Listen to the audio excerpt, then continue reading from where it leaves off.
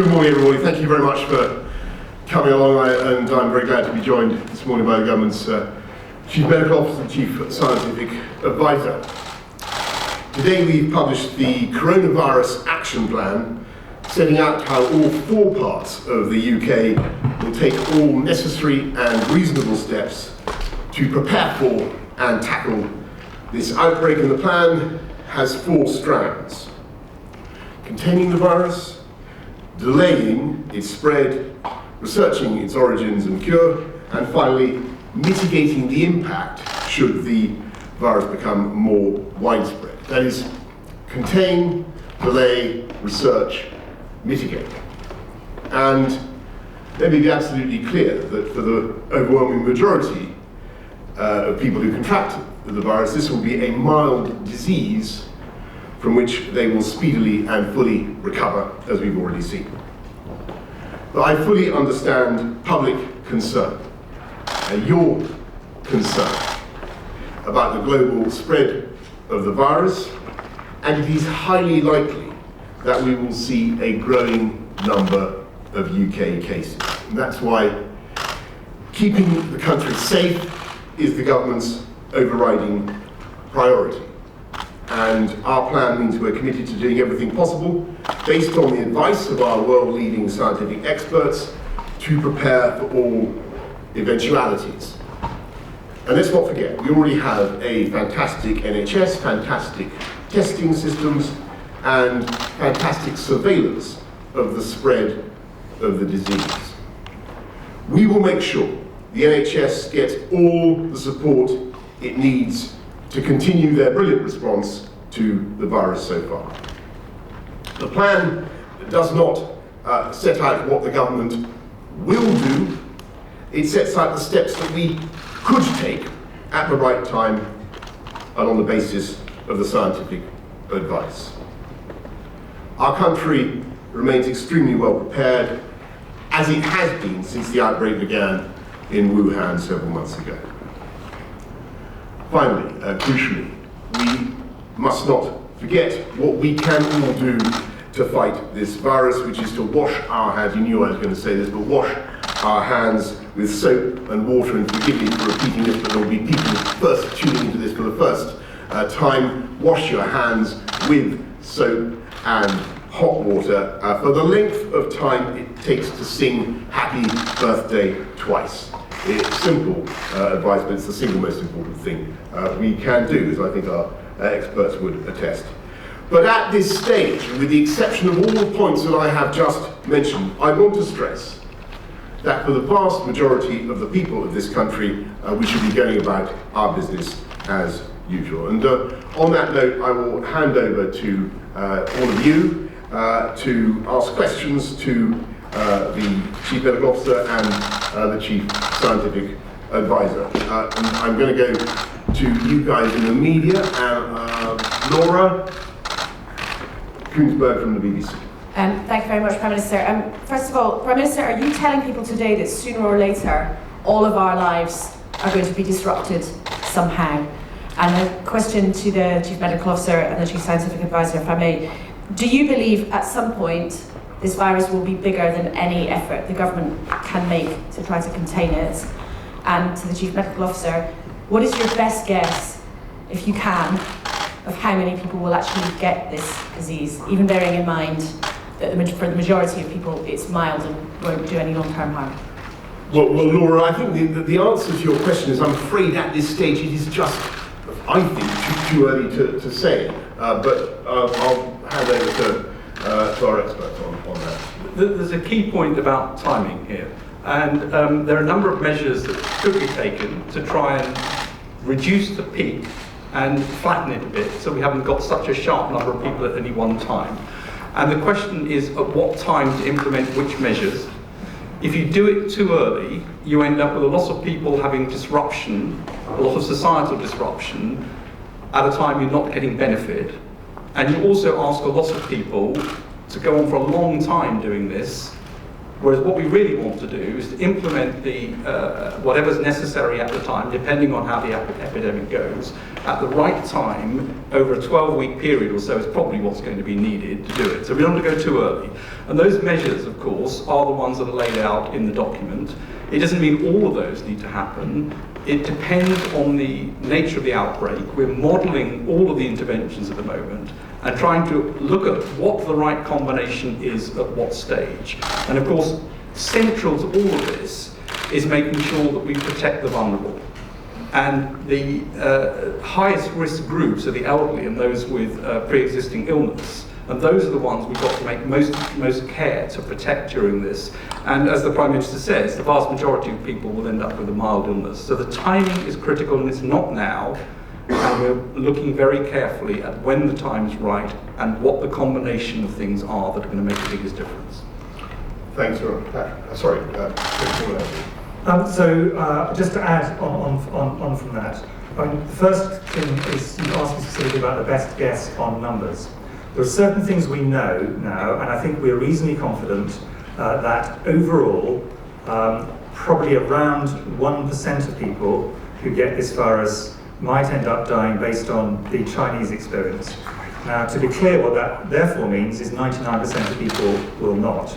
And if, as I think is entirely possible, a higher proportion than we currently are aware of get the infection without any symptoms, in fact, that mortality rate will go down. But let's take 1% overall as the current reasonable figure. It goes up a bit in people who are older or more vulnerable, as Sir Patrick said. It will be much lower than that in younger people who actually have no other health problems. So that bit of the information we know for sure. The bit of information that we don't know, there are two bits that are critical. The proportion of people who have no symptoms at all, and that's because we don't currently have tests which can work out if someone's had an infection with no symptoms at all. So maybe, for example, in China, a very large number of people have been infected with no symptoms and are not being counted in the numbers. So we don't know that. And the second thing we cannot be sure of is what proportion of the population can get infected. Now, it will not go above 80%, so for planning purposes, of course, we go up to the highest rate that it reasonably could. But in reality, my view and Patrick's view are that the proportion of the population who get infected is likely to be lower than that and probably a lot lower than that. So I think putting an overall number is largely speculative, but those are, I think, the key things it's important for people to understand. So if you look at Wuhan, it's clearly not 80% of the population that's infected with a 1% mortality rate. And so we can learn from that this is likely to be lower than that. Of course, things could still change in Wuhan, and that could turn out to be different as they release some of the containment measures, but it's definitely a lot lower than that. And so I think what we're doing is building on the reasonable worst case scenario, which is the one that Chris has laid out for planning purposes, which is the appropriate thing to do, and then looking very carefully at how this evolves and what the numbers might turn out to be. Thanks, Patrick. Robert.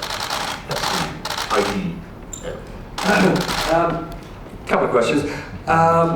The action plan you published today says there's a possibility that a fifth of working people will be off work during the peak period. Prime Minister, what will you do to make sure that those who are ill don't also suffer hardship, particularly those on low pay? And secondly, we're still in the containment phase. What would we have to see here to move into the phase of simply delaying an epidemic?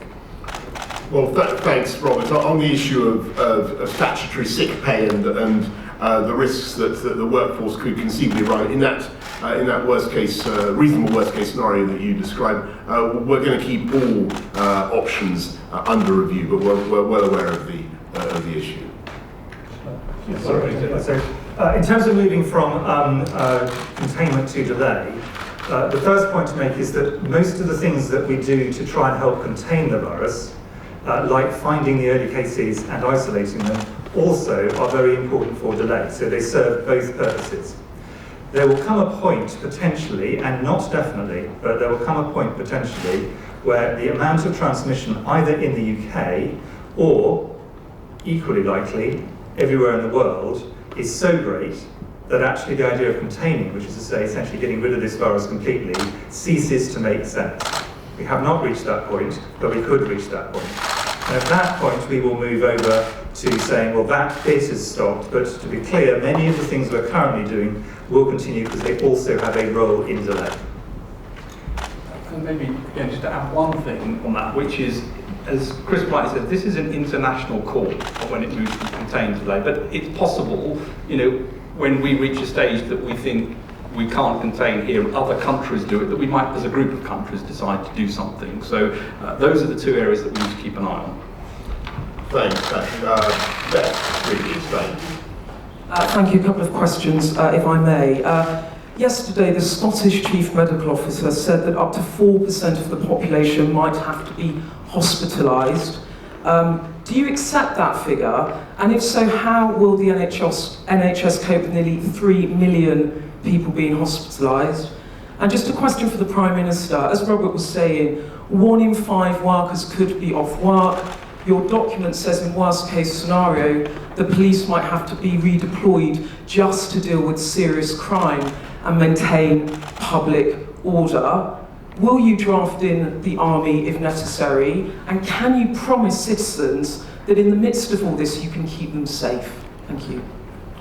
Yes, thanks very much, Beth. And let me deal with both those important points. On the NHS and the potential pressure on the NHS, I think you have a fantastic health service, and it's well capable of handling the most tremendous pressures, as everybody knows. I think one thing it will be important for us all to do, if the virus moves into the kind of stages that our scientific advisors have just been talking about, it will be very important for everybody to think not only what we can do to prevent the spread of the virus individually, but also what we can do to avoid too much pressure on the NHS. So when it comes to using services such as GPs or 111, and it will be quite important to be self-restraining where possible. So as I say, most people will unquestionably get through it. And on your second point about the police and the army, and there are long-established plans by which the police will, obviously they will keep the public safe, but they will prioritise those things that they have to do, and the army is of course always ready to backfill as and when, but that is under the reasonable worst-case scenario. Andy Bell, sorry, 5 minutes. Andy Bell, 5 News. Just to return to the idea of pressures on the NHS, though, I mean, people will struggle to believe that the NHS will be able to cope seamlessly when we all know the pressures this system is under. Can you give us an idea of what will not happen in the NHS? What operations will not happen, for instance, what treatments will not happen, if we move to a stage where you could potentially have tens of thousands or hundreds of thousands of people having to be treated in hospital? So one of the reasons that we are so keen to delay is we're trying to push as far as we can the peak of the infection, if it occurs, out into the period of the year when the NHS is better able to do things because the other infectious diseases of winter are not there. So that is one of the key principles of the delay strategy, is pushing out into the late spring and summer period. Now, when you get there, there are 3 separate sets of things that we are going to need to do. The first of which is to take measures or consider measures which are going to reduce the peak of the infection, so the proportion of people infected together at the same time is smaller. And these are the kinds of decisions around social distancing and other areas which will need to present to ministers with a menu which will be looked at, scientifically modelled out, what is the combination of things that can pull down the peak that will make the difference between what the NHS normally can do and this peak as small as possible. That's the first thing. The second thing we can do and must do is to isolate from the virus, but not from society. And this is how we do this, is a key thing. Older people and people who are vulnerable for other reasons. That is both very good for their health, and it also will reduce the pressure on the NHS. And then the third thing will be to reconfigure the services to deal with the peak, which will be a relatively short one in the sense of it is a number of weeks. So we will see this coming from the modelling, and what we will try and do is, in a sense, be prepared to slow down or postpone anything that is postponable, and then deal with the peak that we find ourselves with at the point it arrives. And as a doctor myself, as Patrick's also a doctor, this is normal medical practice, is to actually basically you adjust what you do clinically to the particular group of problems you've got in front of us. And that's what the NHS will do, as any group of doctors would do, any group of nurses would do. Thanks very much. Joe Murphy, Evening Standard? Oh, yeah, finally. Different Career from the Mirror. A couple of questions to different people, if I may. The CMO and the CS, I'm just wondering what specific advice you might have for people in care homes, because obviously they're both elderly and vulnerable, whether that would affect visitors perhaps, or whether you would suggest that individuals should stay within the care homes. And Prime Minister, can you give us any more detail on the local resilience plans that you've got in place? The document talks about governments of the UK and the devolved administrations dealing with councils to help with things. For example, talking about an increase in deaths arising from the outbreak. We've all heard sort of scare stories, horror stories about morgues in Hyde Park and so on. Can you give us some reassurance about what plans will be in place to make sure that if people do die, it's handled with dignity? Sure. So just quickly on that one, Pippa, obviously there are long-established plans when we're working with local resilience forums to make sure that everybody gets dignity that they deserve, and there are long established plans to make sure that happens. On care homes specifically, we will give some very specific advice on care homes, but one of the things we're keen to avoid, this is going back to Patrick's point at the beginning, is doing things too early. Because if you do them early, you get no benefit from the epidemic, but what you do get is a social cost. So what we want to do is give the advice at the point we think it's going to have an effect on improving the lives or reducing the chance of infection of people in their care homes. And at that point we will give specific care home advice. Thanks. Kate Ferguson, Sun. Hi, Prime Minister. What words of reassurance do you have for Brits sitting at home worried about what this means for them, that they can get through this crisis and that Britain can get through this crisis? Well, thanks, Kate. I just wanted really to repeat what I said at the outset. There are some very simple things that we can do to protect ourselves and to stop the spread of the disease. Number one, wash your hands. I'm not going to repeat how to wash your hands. But the second thing is really just to repeat what the CMO and the Chief Scientific Advisor have told us. This is overwhelmingly a disease that is moderate in its effects. People recover speedily and well from it. That's what we're seeing in the overwhelming majority of cases. And I have no doubt at all that with the scientific advice that we have, with the levels of preparedness that we have with our fantastic NHS, our ability to test and to survey the spread of the disease, that this country is going to get through coronavirus. No doubt at all, and get through it in good shape. But I don't know whether anyone wants to add anything from that.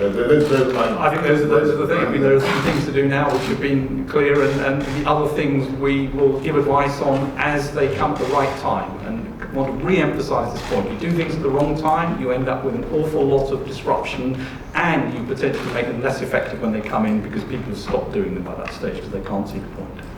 Correct. Gordon, wait.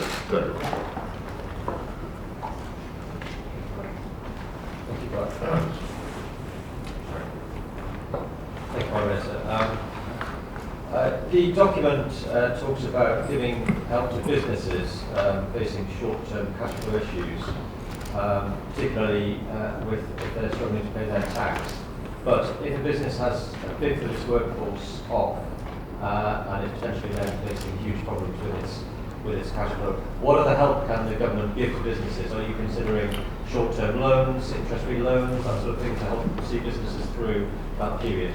Well, the days Alok Sharma we are now engaging with business of all kinds to ensure that they understand what the reasonable worst case scenario is that you describe, and of course making the necessary preparations to ensure that they have the protections that they need. But I don't want to go into more details at this stage, because as I think people are trying to make clear this morning, we're taking each step as it comes. Jason. Thank you. Jason goes from the Daily Mail. It sounds like you're bracing people for some potentially big sacrifices here, covering for people at work for extended periods, suspending their social lives, maybe being quarantined at home, almost a kind of wartime effort. I mean, do you think we still have, you're a student of these things, do we still have that sort of bulldog spirit to fight this on the beaches, as it were? And while I've got you, can I congratulate you on your impending fatherhood and ask whether you plan to set an example to new fathers by taking paternity leave? Right. Well, on your first substantive point, Jason, both substantive points, I do think that this is a national challenge, and I do think that we are faced with something that could be, the potential is there for this to be something that our country has to get through. But I've got absolutely no doubt that we have the resources, we've got the health service, we've got the expertise to do it. And I'm very confident that the British public understand that. I think the British public can see exactly what the balance of risk is. I think they can see, because I think we're getting some very, very clear advice. I think they're getting a very clear picture of how we all need to behave, and I think we'll get through it, as I say, in very good shape. And on your second question, I think the answer is almost certainly yes. Okay, I can't remember what the question was, but I know. Paul. Paul Wall from HuffPost. Prime Minister, what advice have you got for parents who think that their children may well be suffering from school closures this summer in a few weeks' time? Or both of your advisors want to give a bit more explanation on that? Yes, well, I mean, on school closures, we don't think that schools should be closing in principle. We think if possible, schools should stay open, but that school authorities should follow the advice of Public Health England. That's where we are. Just to add something to that, Prime Minister. I mean, I think there are probably two things to say in addition to that. The first is that there's no evidence at the moment that children are particularly badly affected by this virus. In fact, quite the other way.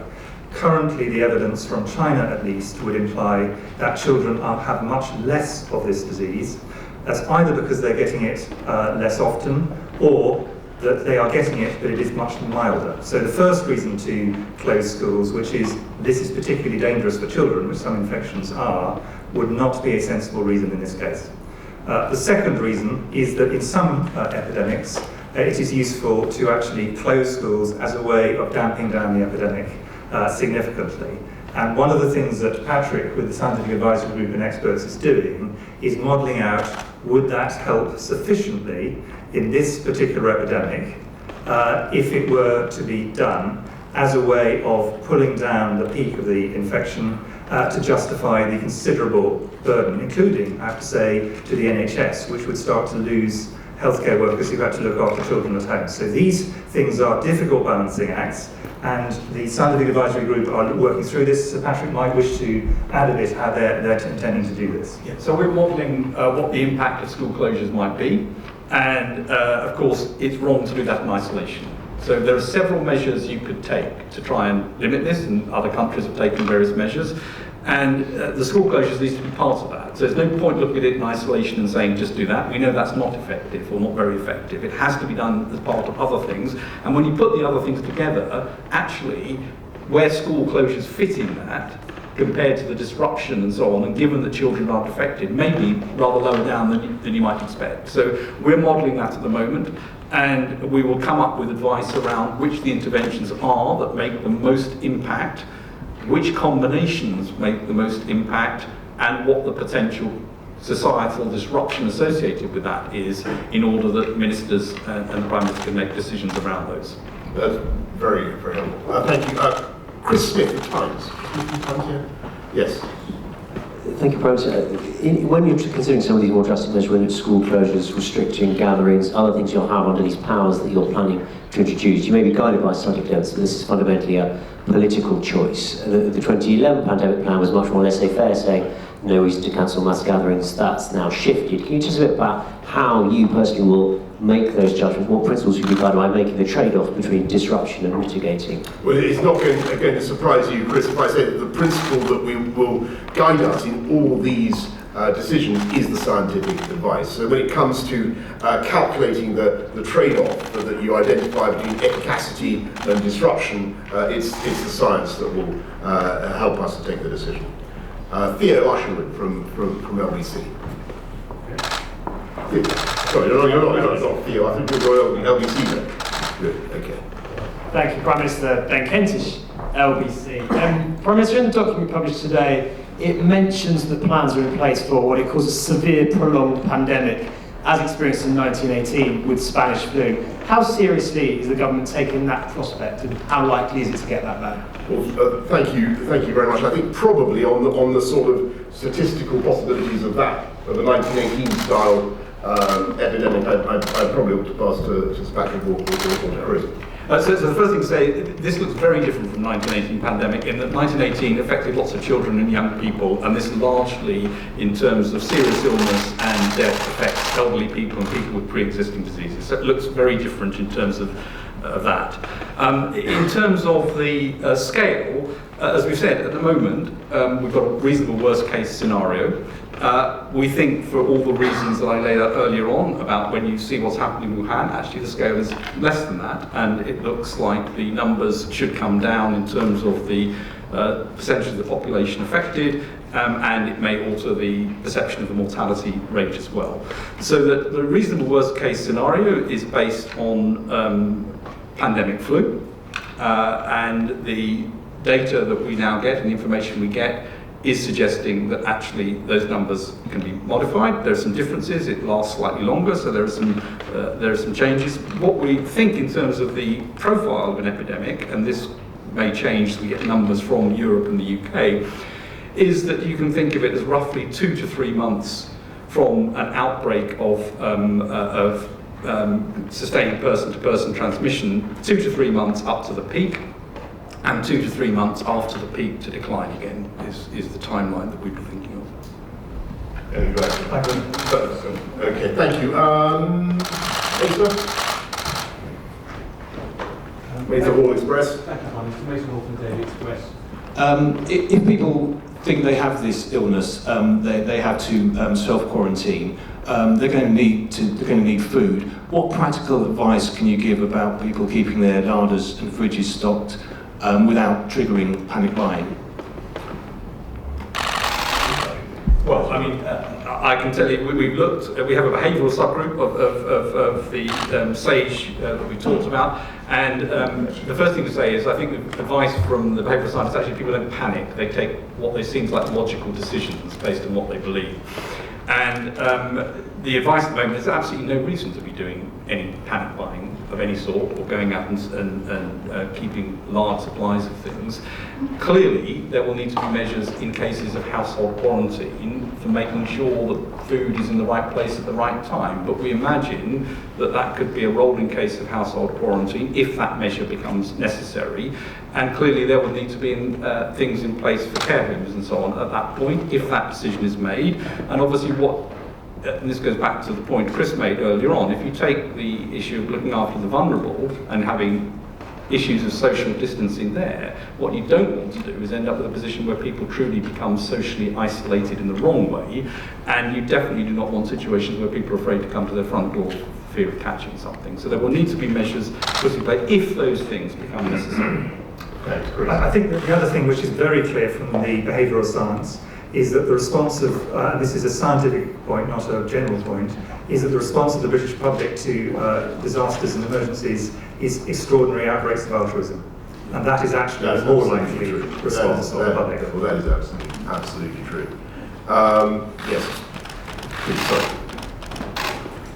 Thank you. Jane Merrick from the I newspaper. Excuse me. Given that they are in high-risk groups, the elderly and the ill are likely to feel quite frightened today and may not be reassured by the 1% rate and by hand washing. What can you say to them to feel slightly less frightened about this? Well, thanks, Jane. Obviously, just repeat what Patrick and Chris have already said about prioritising the needs of the vulnerable and the elderly. But on your statistical concerns, perhaps yes, Chris. And I think the thing to be really clear about is even for the highest risk group, the great majority of people will survive this. So if you look at the Chinese data, if you take the very oldest people, the great majority survive. So it is important to stress that. And if you're talking about the low-risk groups, the rate of mortality is well below 1%. So I think there's always a danger people think this has actually got a higher risk than it actually has for them personally. And I think the second thing to say is clearly the point of the NHS's approach to this is going to be to prioritise those who are in greatest need of treatment. And that is the way the NHS will respond to this at all stages of this epidemic, which will have a beginning, a middle and an end. And we will just respond slightly differently in those three phases. Thank you very much. Thank you. It's Emily Ashton at BuzzFeed. I just wanted to ask about holidays. There will be lots of people out there who've booked spring and summer holidays, not just far afield, but to Europe, and they're really looking forward to it. Should they be preparing to cancel those holidays and staying in the UK? Or do you think those holidays can still go ahead? Well, a lot depends on where the outbreaks are. So at the moment, the outbreaks are across Europe and across most of the world in some form or another. And they're contained in many places, but are becoming uncontained in some places. And so, again, it depends on the stage. Because once the epidemic is everywhere, then actually restricting travel, that makes no difference at all. And at the moment, we're certainly not recommending any change to behaviours in relation to that. And as it grows, if it grows in the UK, then of course it doesn't really make any sense to say that you're at more risk somewhere else than you are here. Shall I just add one point on that, because it is a very important point. The first reason for people having advice on travel is to do with, is it actually going to transmit the virus around? And by the later stage, it simply isn't, because it'll be everywhere, so it makes no difference. The second stage, and this is only relevant to a few places, is if you happen to be in a place with a very weak health service, at the peak of their epidemic, weaker than the NHS, that obviously might be more problematic. And this is particularly an issue for people who are older or have pre-existing health conditions. So I think in those situations, they just might want to think through the practicalities of being in a place which has a health service less strong than the NHS. But that isn't a point about moving the virus around, it's simply a practical point. Thanks. Yes. Thank you. This is Kevin Schofield from Politics Home. We understand that the Health Secretary has spoken to social media companies about potentially posting fake news about the coronavirus. What would be your message to the likes of Twitter and Facebook who might be allowing these types of posts? Well, I'm sure that it's exactly what Matt would say. We've all got to be very responsible, and the media has a very important role in this, particularly the social media and electronic media of all types. I'm sure that they will want to convey the right messages and convey the right balance of risk. And lots of questions over here. Yes. Yes. Victoria MacDonald. Victoria. Go on. Victoria MacDonald from Channel 4 News.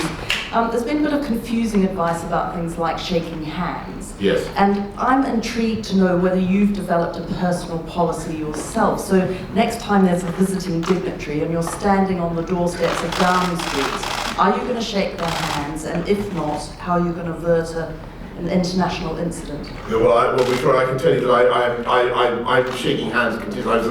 I was at a hospital the other night where I think there were actually a few coronavirus patients, and I shook hands with everybody. You'll be pleased to know, and I continue to shake hands. And I think it's very important that we, people obviously can make up their own minds. I think that Matt has said that people must make up their own minds, but I think the scientific evidence is, well, I'll hand over to the experts, but our judgment is wash. Washing your hands is the crucial thing. Yes. Before you shake hands. Hi, I'm Ashley Furlong from Politico. Is the Health Secretary meeting with EU health ministers to discuss the situation? If so, what sort of coordination is being discussed? And secondly, could you confirm that the UK will not seek continued access to the EU's early warning system for situations such as these in the future? Well, thanks. We continue to have a global coordination that you would expect, and I congratulate the Chinese authorities actually on the speed with which they posted the news. If you look at the speed with which they posted the news of an outbreak that has had serious international implications, and I'm getting the signal from the back that. I'm going to take 2 more questions, and then if that's okay, we're going to 3 more questions. 1, 2, and then you over there. Yes. Thank you, Prime Minister. It's Kate Proctor from The Guardian.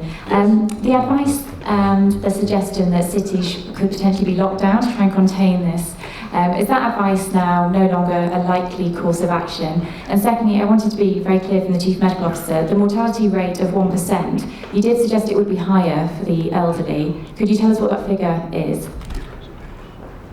Well, I think you should probably answer both. On the lockdown necessity on mortality, yes, absolutely. So the Health Secretary has been really clear that there are multiple options that can be looked at, ranging from ones which have huge effects or large effects and very small implications for individuals, washing their hands being absolutely top of the range, through to ones that may have very big social effects and much less implications. And what we presented to ministers, as Patrick said, is a combination of those, modelled out scientifically to work out what are the right things to do. In general though, and I don't want to take any clear thing off the table because it's important everyone thinks this through, the locking down a city is most useful when it is starting in one place with a high transmission in that place and nowhere else.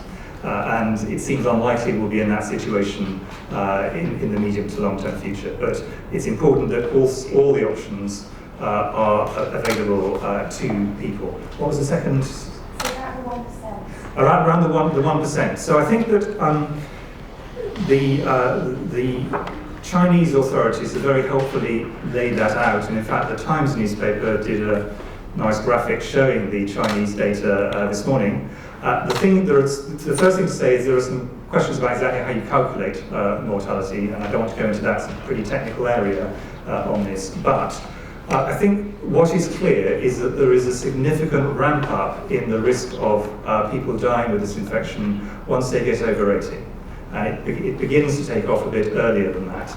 But the exact percentages will depend on a lot of factors, including the healthcare system you have in place. So I would not expect, and I don't think Patrick would expect, the numbers we're seeing in China automatically to read over to the UK. And I think what we'll get is more data probably from European systems which will be more comparable to our own fairly soon. And we're very happy to update things once we have those. Thanks very much, yes. Prime Minister David Hughes from PA. We know that you're considering emergency powers. Could you give us a sense of what kind of powers you are considering? And given the age of veterans and the wartime generation, will VE Day commemorations have to now be scaled back? Okay, well, thanks. On the second point about specific events, we're still, as I say, in the contain and research stage of this. We haven't taken decisions on specific events as we've been discussing just now. And on the powers issue, very, very important for everybody to understand that yes, it is necessary to have some legislation in respect of things like school operation, borders, quarantine, but these are exceptional and short term, and they're not intended to last beyond the outbreak. I think the last question, yes. Thank you. Laura Macon-Isherwood from Forces News. It says in the document that the Ministry of Defence has put in place plans to ensure delivery of its key operations in the UK and overseas. Are you able to expand on what those operations are and what the risks might be if you've had to ensure they can be delivered? Laura, alas, I'm not going to expand now on what those operations are, but I can tell you that insofar as is possible, the MOD, our armed services, our police, and all our public services will be going about their business in the normal way. And I just want to bring this to a close, if I can, just by recapitulating the 4 essentials of this plan. It's contain, delay, research, and then, if necessary, mitigate. I hope it's been useful. I want to thank particularly the Chief Medical Officer, Chris, and our Chief Scientific Officer, Scientific Advisor, Patrick, for I think what has been a very, very clear presentation of the assessment of the risk and the steps that the government proposes to take if those risks should transpire. Thank you all very much for your support. Thank you.